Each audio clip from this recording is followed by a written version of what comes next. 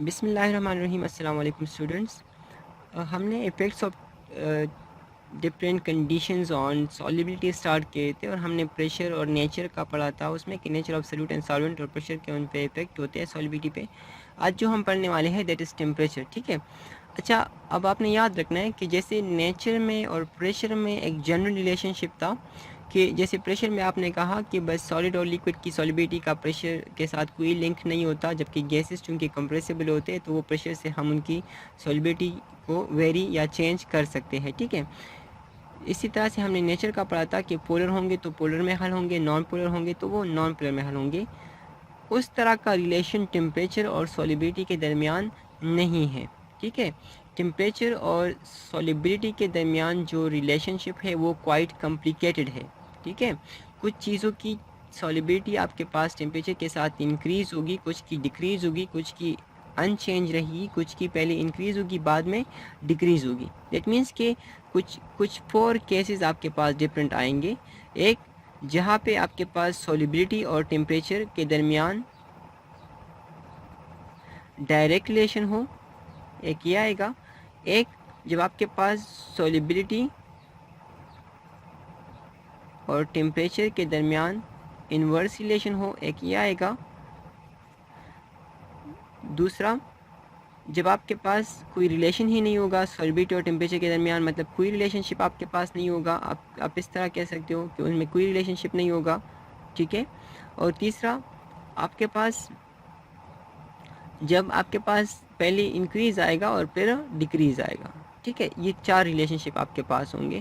तो ये 4 रिलेशनशिप हम अब यहाँ पे पढ़ेंगे डिटेल में। तो सबसे पहले आपको बताया जा रहा है कि the solubility of many substance is affected with temperature. आप मैनी सब्सटेंस की सॉलिबिलिटी इफेक्ट होती है टेम्परेचर से, बट ये इफेक्ट कैसा आएगा ये इतना आसान नहीं है। ठीक है। मतलब कि इसको हम वन सेंटेंस में नहीं बता सकते कि ये इफेक्ट जनरल इफेक्ट नहीं है। नॉट अ जनरल वन, ये एक आम इफेक्ट नहीं है, ये वेरी कर रहा होता है, चेंज हो रहा होता है। ठीक है। नॉट अ जनरल इफेक्ट, ये एक जनरल इफेक्ट नहीं है जैसे प्रेशर और सॉलिबिलिटी के दरमियान था या नेचर और सॉलिबिलिटी के दरमियान था। तो solubility of many substances is affected with temperature. Increasing the temperature usually decreases gases solubility. जैसे अगर हम गैसेस की सॉलिबिलिटी की बात करें तो टेम्परेचर इंक्रीज़ करने से उनकी सॉलिबिलिटी डिक्रीज़ होती है। जैसे मैंने आपको कोल्ड ड्रिंक्स की मिसाल दे दी, अगर वो गर्म हो और आप उसका ढक्कन खोल देते हो तो उसमें से वो गैस जल्दी से निकल जाता है और फिर उस लिक्विड उस कोल्ड ड्रिंक का जायका उस तरह से नहीं रह पा रहा होता और वो उस तरह का जायका उनका नहीं रहता फिर। ठीक है। As the temperature increases the average kinetic energy. अब ये क्यों होता है, ये गैसेस को सॉलिबिलिटी डिक्रीज क्यों होती है इंक्रीजिंग टेम्परेचर के साथ? तो ये इस वजह से कि जब टेम्परेचर इंक्रीज़ होती है तो गैस मॉलिक्यूल्स की एनर्जी जो है, वो जो मॉलिक्यूल्स होते हैं सोल्यूशन में उनकी एवरेज काइनेटिक एनर्जी वो इंक्रीज़ हो जाती है। जब इंक्रीज़ हो जाती है काइनेटिक एनर्जी तो greater number of solute molecule जो होते हैं वो स्केप कर जाते हैं, मतलब भाग जाते हैं from the attraction of solvent molecule. जो अट्रैक्शन ऑफ सॉल्वेंट मॉलिक्यूल उन पे होता है उनको ओवरकम करके वो क्या कर जाते हैं कि वो उड़ जाते हैं आपके पास। जब भाग जाते हैं तो दैट मीन्स कि गैस की कंसनट्रेशन उस सोल्यूशन में कम हो गई है, दैट मीन्स कि उसकी सॉलिबिलिटी डिक्रीज़ हो गई है। हायर टेम्परेचर पे गैसेस जो होते हैं वो लेस सॉल्युबल होते हैं, आपके पास क्या होते हैं वो कम हल होते हैं। दैट मीन्स कि आपको अगर गैसेस के लिए कहना हो तो आप कहोगे कि ये वाला रिलेशनशिप है आपके पास कि सॉलिबिलिटी और टेम्परेचर के दरमियान क्या रिलेशनशिप है, इन्वर्स। ठीक है। फॉर गैसेस, ये किसके लिए है, गैसेस के लिए। जितनी भी गैसेस आपके पास होंगे तो वो इस तरह होंगे कि उनकी सॉलिबिलिटी जो है वो टेम्परेचर के साथ डिक्रीज़ होगी। ठीक है। इस तरह से नीचे देखें तो आपको बता रहे हैं कि the effect of temperature on the solubility of solids in liquids is more difficult to predict. Solid और लिक्विड में आपके पास ये effect of temperature on solubility ये थोड़ा सा मुश्किल है, आप उसको प्रिडिक्ट नहीं कर सक रहे होते। ठीक है। आपने बहुत सारे फैक्टर्स देखने होते हैं। जैसे यहाँ पे देखें तो आपको ये गैसेस का कुछ दिया गया है कि CH4 is a gas, O2 is a gas. CH4 methane को कहते हैं, O2 कार्बन ऑक्सीजन को कहते हैं, कार्बन मोनोऑक्साइड है आपके पास या हीलियम है। तो ये सारे गैसेस हैं। अब देखें तो इनकी सॉलिबिलिटी आपके पास टेम्परेचर के साथ डिक्रीज़ होती है। ये देखिए सॉलिबिलिटी डिक्रीज़ आ रही है, टेम्परेचर इंक्रीज़ हो रहा है तो सॉलिबिलिटी डिक्रीज़ हो रही है, कम हो रही है। इस तरह से आपको बता रहे हैं कि टेम्परेचर का सॉलिड और लिक्विड की सॉलिबिलिटी पे क्या असर है, तो ये प्रिडिक्ट करना इतना आसान नहीं है। जैसे गैसेस का तो आपने बस सही से बता दिया कि गैसेस की सॉलिबिलिटी जो है वो टेम्परेचर के साथ इन्वर्स रिलेशन में है। क्योंकि आपके पास जब आप टेम्परेचर बढ़ाते हो तो काइनेटिक एनर्जी जब गैस मॉलिक्यूल इंक्रीज़ होती है, जिसकी वजह से वो सॉलिड मॉलिक्यूल के अट्रैक्शन को ओवरकम करके उनसे एस्केप कर जाते हैं, भाग जाते हैं, ठीक है।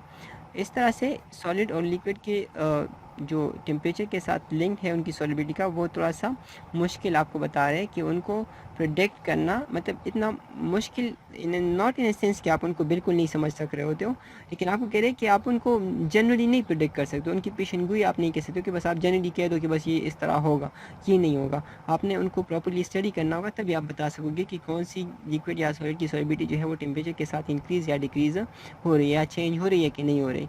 जैसे आपको बता रहे हैं कि generally it appears the solubility of solid increases with increase in temperature but not always happen. आपको कह रहे हैं but this not always happen. आपको कह रहे हैं कि आपने देखा होगा, ज़ाहिर अक्सर ये होता है कि सॉलिड की सॉलिबिलिटी जो है वो टेम्परेचर के साथ इंक्रीज़ होती है, बट ये हर दफ़ा इस तरह नहीं होता, हर दफ़ा इस तरह नहीं होता, हमेशा ऐसा नहीं होता।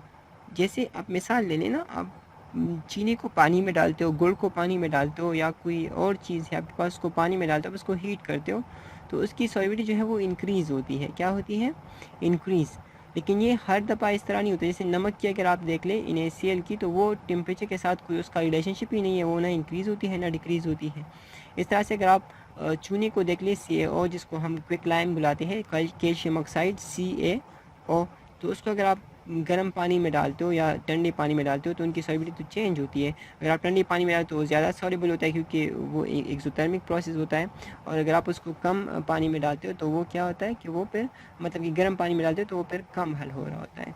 तो दैट मीन्स कि आपके पास सॉलिड की सॉलिबिलिटी जो है वो जनरली तो अपेयर इस तरह हो रही होती है कि वो इंक्रीज़ होती है with increase in temperature, but ये हर दफ़ा इस तरह नहीं होता। कुछ सॉलिड ऐसे हैं जिनकी सॉलिबिलिटी जो है वो टेम्परेचर के साथ इंक्रीज़ नहीं होगी, बट वो क्या होगी, रेदर देन वो डिक्रीज़ भी हो सकती है, अनचेंज भी रह सकती है, ठीक है, या कुछ हद तक इंक्रीज़ होकर फिर डिक्रीज़ भी हो सकती है।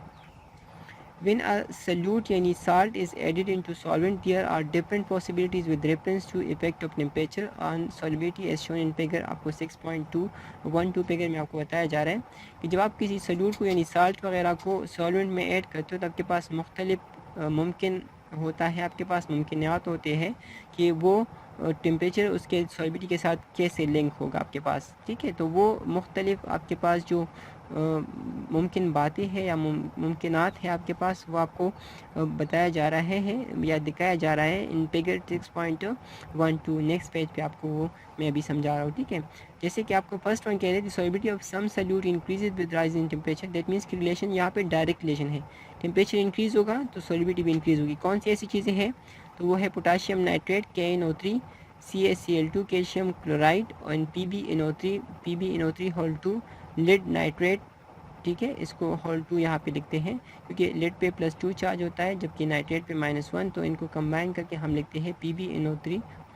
बिल्कुल इसी तरह से सेकंड केस आपके पास क्या है, the solubility of some solute decreases with increase in temperature. आपके पास कुछ चीज़ें ऐसी हैं जिनकी सॉलिबिलिटी जो है वो टेम्परेचर के साथ डिक्रीज़ होती है। दैट मीन्स कि यहाँ पे आपके पास इन्वर्स रिलेशन है, सॉलिबिलिटी और टेम्परेचर के दरमियान कौन सा रिलेशनशिप है? इन्वर्स, ठीक है।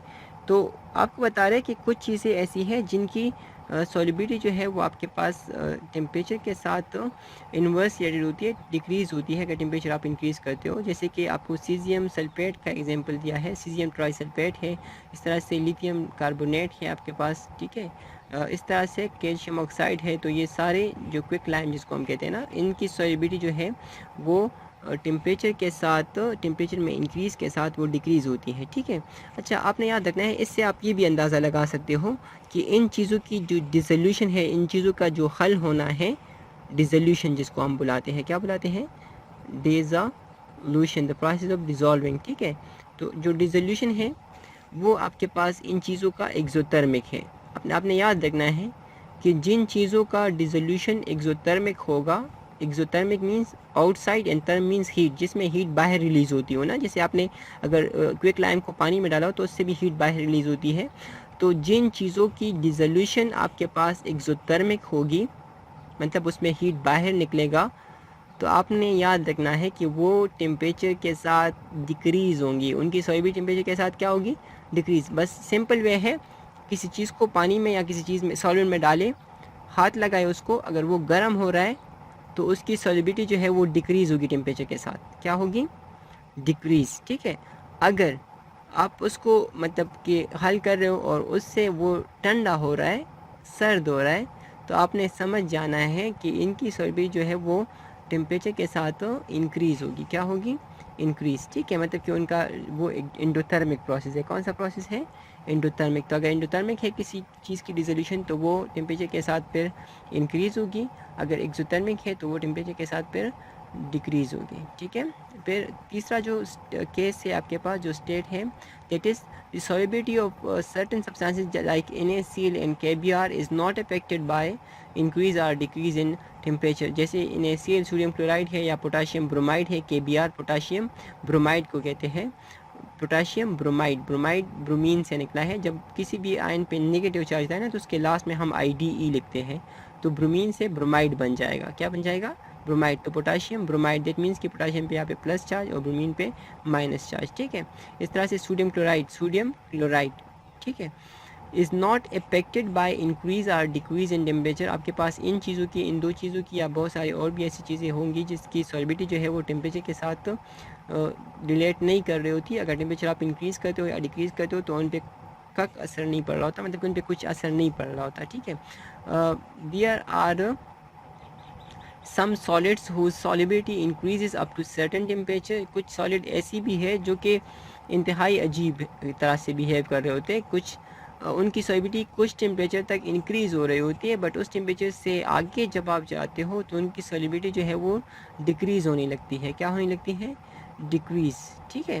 फॉर एग्जांपल आपको सोडियम सल्फेट की बात बता रहे हैं। पाम डिकाहाइड्रेट आपके पास ये बनाते हैं, सोडियम सल्फेट डिकाहाइड्रेट बनाते हैं एट 32.4 डिग्री सेल्सियस।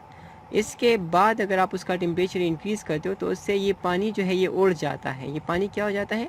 उड़ जाता है, और आपके पास सोडियम सल्फेट रह जाता है। तो ऐसी चीज़ें जो हाइड्रेटेड होती है, हाइग्रोस्कोपिक सब्सटेंसेस जिसको हम कहते हैं, क्या कहते हैं? हाइग्रोस्कोपिक सब्सटेंसेस, ठीक है। तो वो आपके पास क्या होते हैं, उनकी सॉलिबिलिटी जो है वो कुछ हद तक इंक्रीज़ होती है, फिर उसके बाद डिक्रीज़ होती है। जैसे इनका अगर हम करें तो पहले ये टेम्परेचर के साथ इंक्रीज़ होती है 32.4 तक, ये मैक्सिमम पहुंच जाती है। 10 वाटर मॉलिक्यूल इनके साथ होते हैं। इसके आगे अगर हम टेम्परेचर और इंक्रीज़ करते हैं तो इनकी सॉलिबिलिटी जो है वो डिक्रीज़ होना स्टार्ट हो जाती है, और जो मैक्सिमम सॉलिबिलिटी आपके पास सोडियम सल्फेट की है वो कब तक कहाँ पे है? 32.4 डिग्री सेल्सियस पे। इससे आगे आपके पास फिर इसकी सॉलिबिलिटी जो है वो डिक्रीज़ होती है। आप इस अच्छा, हाइग्रोस्कोपिक सब्सटेंसेस उनको कहते हैं जो पानी एब्जॉर्ब कर रहे होते हैं। जो पानी क्या कर रहे होते हैं? एब्जॉर्ब। जब इसको आप अगर कुल्ले में रख लेते हो तो वो पानी एब्जॉर्ब कर लेते हैं। तो एब्जॉर्ब वाटर, ऐसी चीज़ों को हम हाइग्रोस्कोपिक कहते हैं। क्या कहते हैं? हाइग्रोस्कोपिक, ठीक है। तो ये आपने याद रखना है, ठीक है। इस तरह से ये देखिए आपको ये टेबल दिया गया है, इसमें आपको सिंपली आपको नज़र आ जाएगा हर चीज़ उसके ऊपर लिखी हुई है। जैसे सोडियम नाइट्रेट का देखें तो वो इंक्रीज़ होता है, डायरेक्टली रिलेटेड है। देखें ये भी क्या हो रहा है? इंक्रीज़ हो रहा है। ये भी क्या हो रहा है? इंक्रीज़ हो रहा है। ये भी क्या हो रहा है? ये ग्रीन वाला ये भी इंक्रीज़ हो रहा है। ये भी देखें ये भी इंक्रीज़ हो रहा है। ये भी देखें ये भी क्या हो रहा है? इंक्रीज़ हो रहा है। ये भी इंक्रीज़ ही हो रहा है।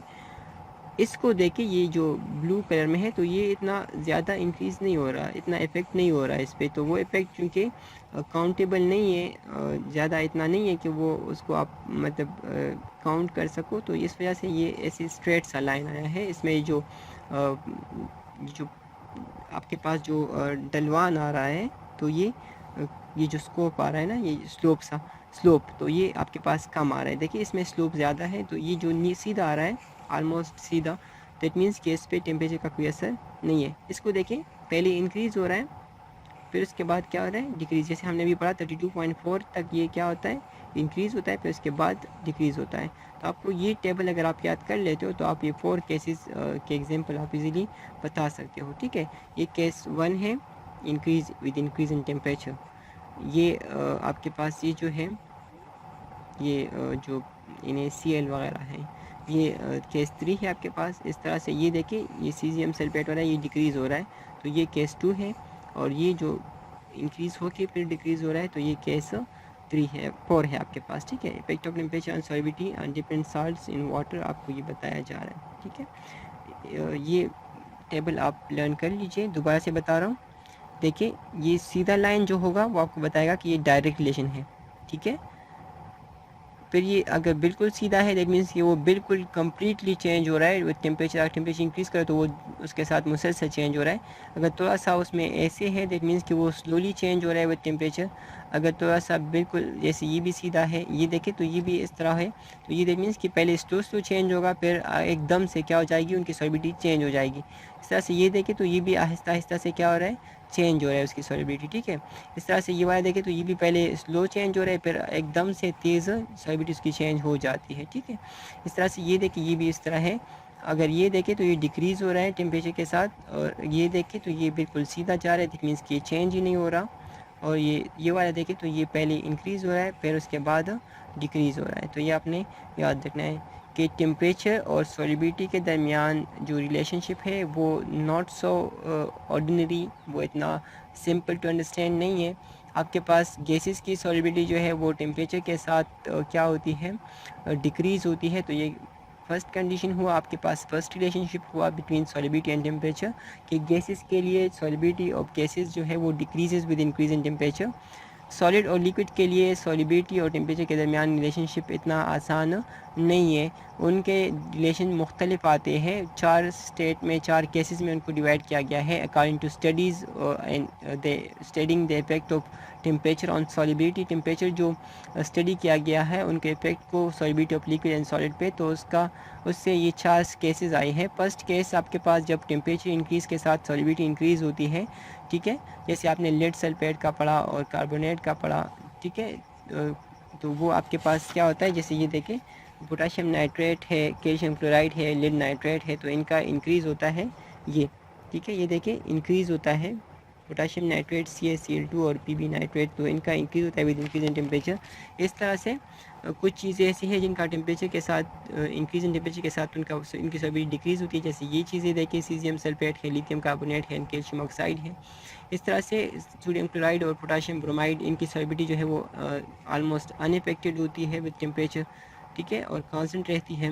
इस तरह से कुछ चीज़ों की सॉलिबिलिटी ऐसी होती है जो कुछ हद तक बढ़ रही होती है, फिर उसके बाद वो कम हो जाती है। ऐसे सब्सटेंसेस ज़्यादातर हाइग्रोस्कोपिक सब्सटेंसेस में होते हैं कि उनकी सॉलिबिलिटी कुछ टेम्परेचर तक इंक्रीज़ होती है, फिर उसके बाद क्या होती है, डिक्रीज़। जैसे कॉपर सल्फेट, सोडियम सल्फेट, ये बहुत सारे आपके पास उसमें एग्जांपल के तौर पे आप लिख सकते हो, ठीक है।